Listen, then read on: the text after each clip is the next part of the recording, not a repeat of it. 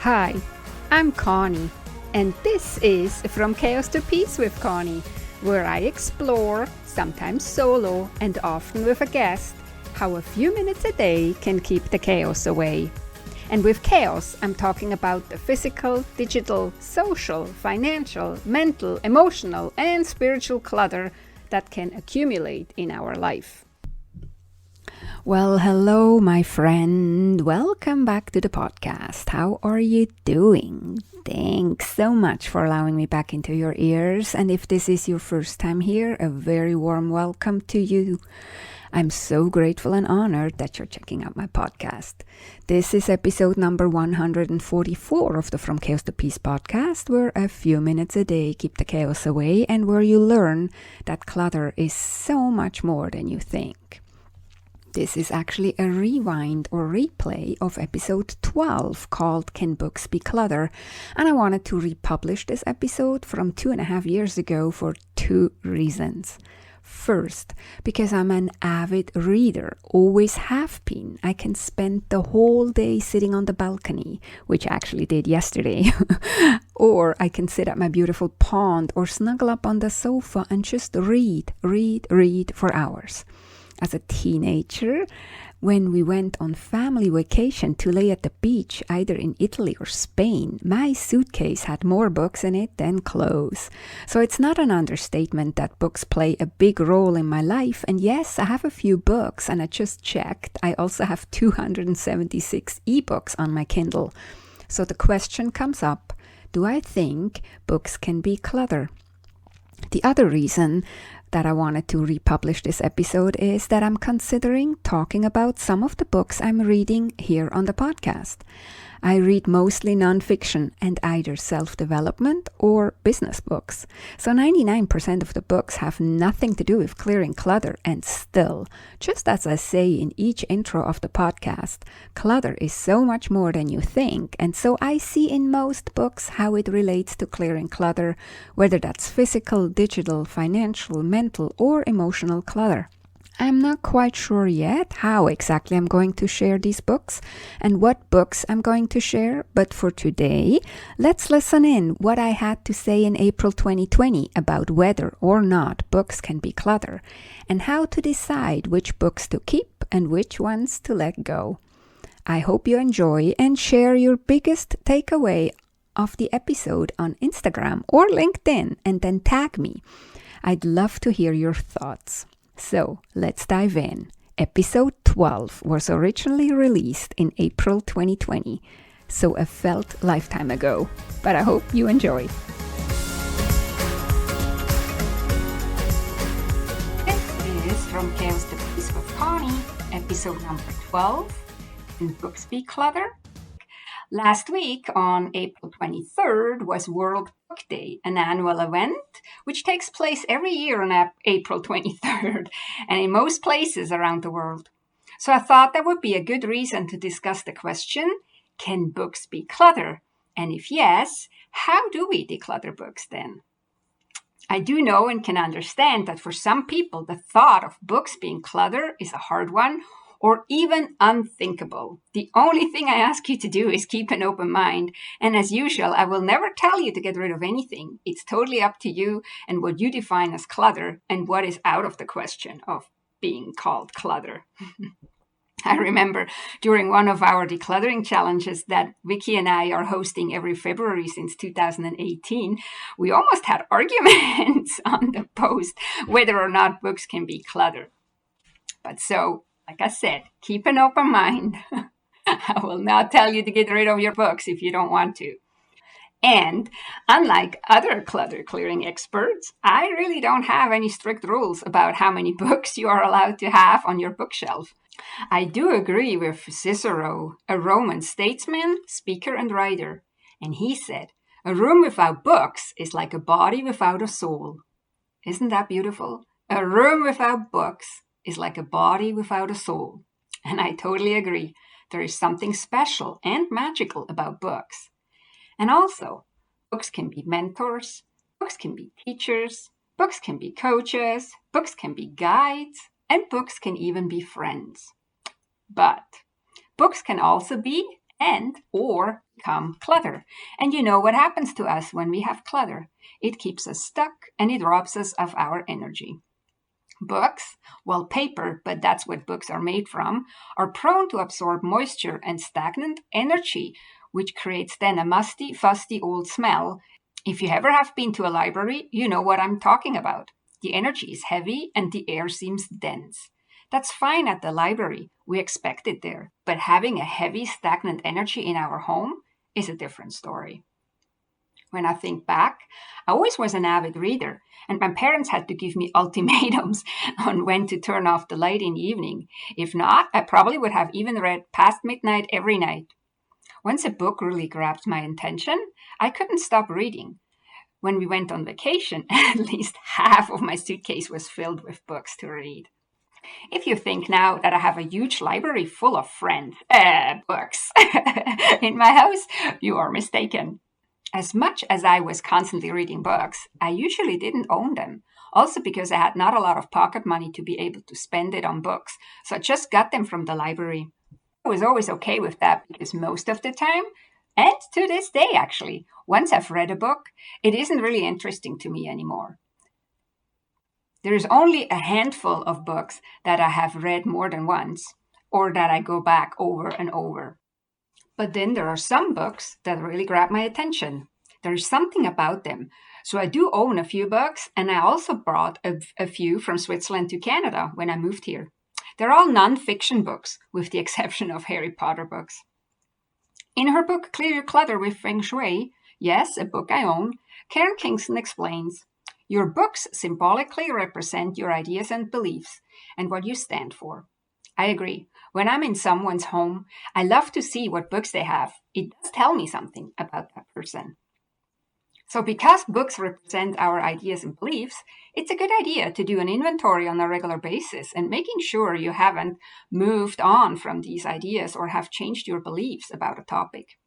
Keeping books that you don't agree with anymore or books around topics that you are not interested anymore can keep you stuck and closed up for new ideas.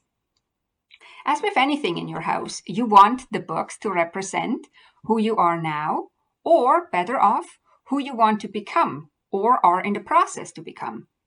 You want to love and use each book that you keep, because why else would you keep it? What's the point? So how do you actually declutter books? Let's first say what I don't recommend you do, and that is taking all your books out of your bookshelves and piling them up on the floor someplace. I don't really think this is helpful. In my eyes, this just creates overwhelm, especially if you have a lot of books. Besides, the stagnant energy and dust around all these books will exhaust you before you really start to declutter anything. Decluttering done in smaller, manageable chunks doesn't drain you. It actually energizes you. And before I give you my suggestions on how to declutter books, I would like to say, be mindful of the dust that you will whirl up. These books most likely have collected a lot of dust. Staying hydrated is important too, so have a glass or bottle of water with you when you're decluttering. And also honor your emotions. Your sentimental attachments to your books is not something to feel ashamed of or sad about. Okay, and so now to the practical steps, how I suggest that you declutter books. As a first step, prepare a home for 2 kinds of books. And to do that, you clear out 2 shelves on one of your bookshelves. You may have to take down all the books that are on that shelf right now if your bookshelf is completely packed. Then you do so. Take down these books so you have 2 empty shelves. The first shelf is for your favorite books, the ones you absolutely adore, read or refer to often, and that feel like friends to you, and you would never let go, no matter what. The second shelf is for books to read. You know, all those books that you bought someday and put them in your bookshelf, but you never actually read them. And by the way, wash down both shelves with soap and water and keep a barely damp cloth or dust mitten handy to dust off the books that you plan to put back onto these shelves. Okay, now that you have these 2 empty shelves ready, we can start to declutter. Step 2 is breaking it down into smaller, manageable chunks. Remember my episode number 4, where I talk about my 3 key principles. And if you haven't listened to that episode, I highly suggest you do. So, my first key principle is break it down into smaller, manageable chunks. With books, we can do this 2 ways. First way is you can set a timer like 5, 10, or 15 minutes at a time and go through as many books until the timer goes off. The second way how you can do that is you can decide an amount of books you want to go through at the time. You could say, okay, I will decide on 10 books or 20 books. And then you stop after you're done with that amount of books. Whichever option you're taking doesn't really matter. Play with it. Figure out what works better for you. Does it work better to just set a timer and wait until the timer goes off and declutter as many books as you can in that time?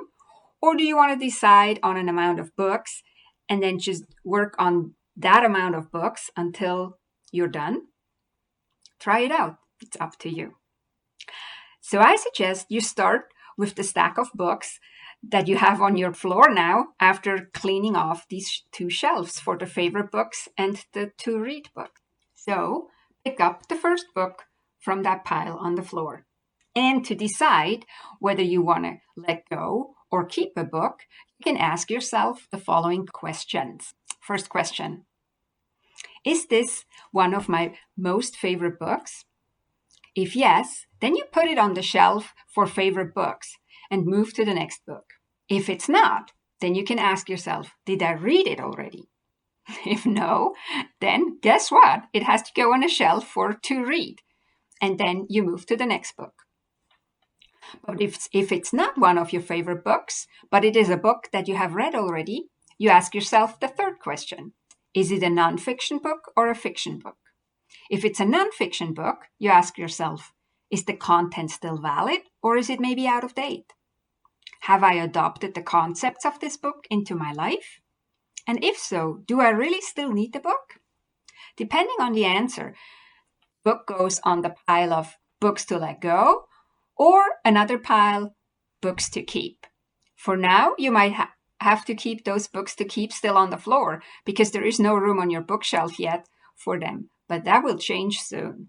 If it is a fiction book, you ask yourself, when did I read it last? How likely am I going to read it again? Wouldn't I rather read something new, maybe? Depending on your answer, this book goes on the pile of books to let go or the pile of books to keep.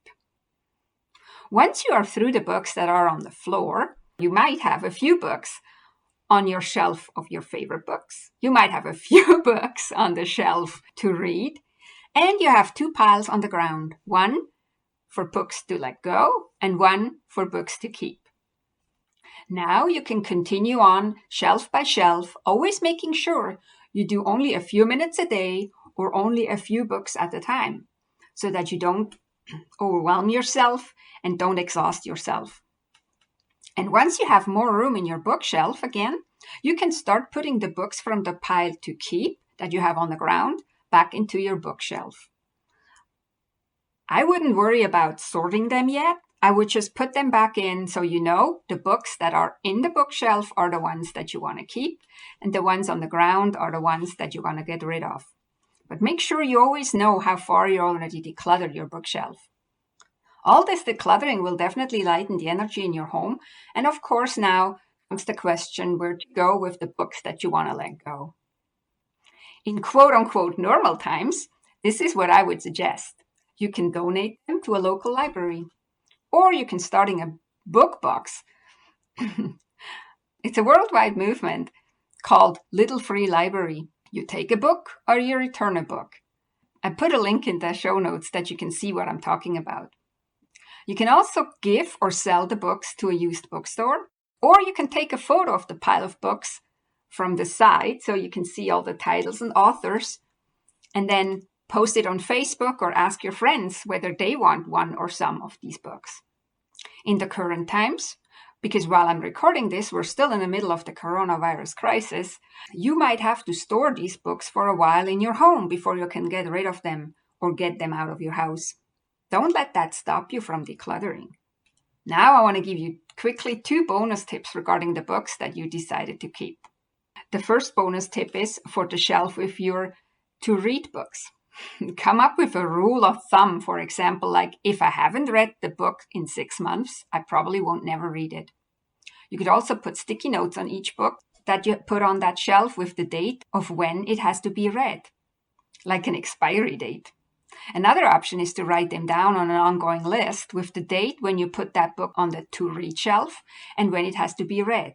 Then go through the list monthly and declutter all the books that are quote-unquote expired. You might discover that you truly have no desire to read them, so why keep them?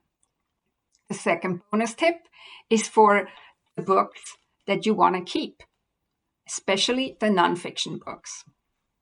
Once you decluttered your whole bookshelf, you might find that when organizing your nonfiction books by topic, you have overlaps in some subjects.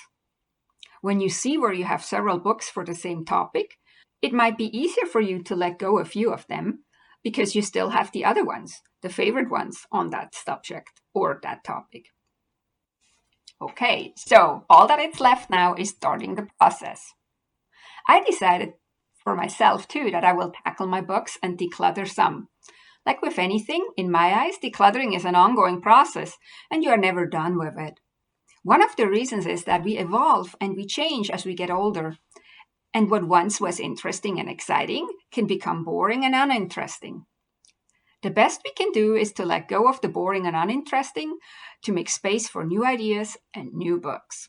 The last time I decluttered my books was a few years ago. I haven't added many physical books to my shelf because I mostly buy or borrow eBooks now, but I feel like it's time to thin out the physical books that I do have on my shelf.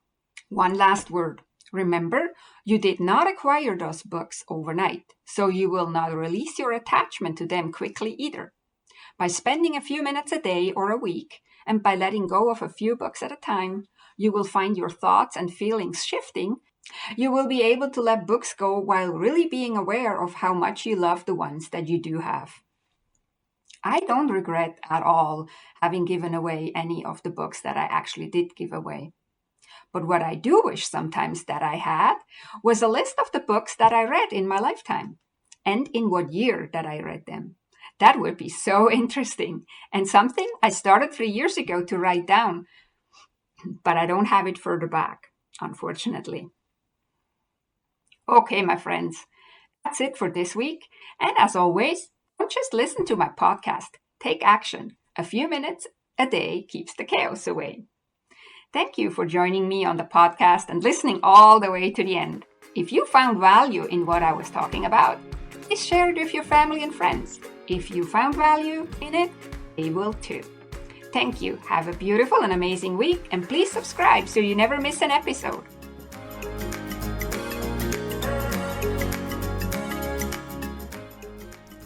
If you enjoyed this podcast episode and you want to go on a journey from chaos to peace in your home, office, and finances with me as your guide, opportunities to work with me one-on-one are available. Go to connygraf.com, CONNYGRAF.com to schedule your own personal Clutter to Clarity chat. And we will see if working together is a great fit. That is connygraf.com, CONNYGRAF.com.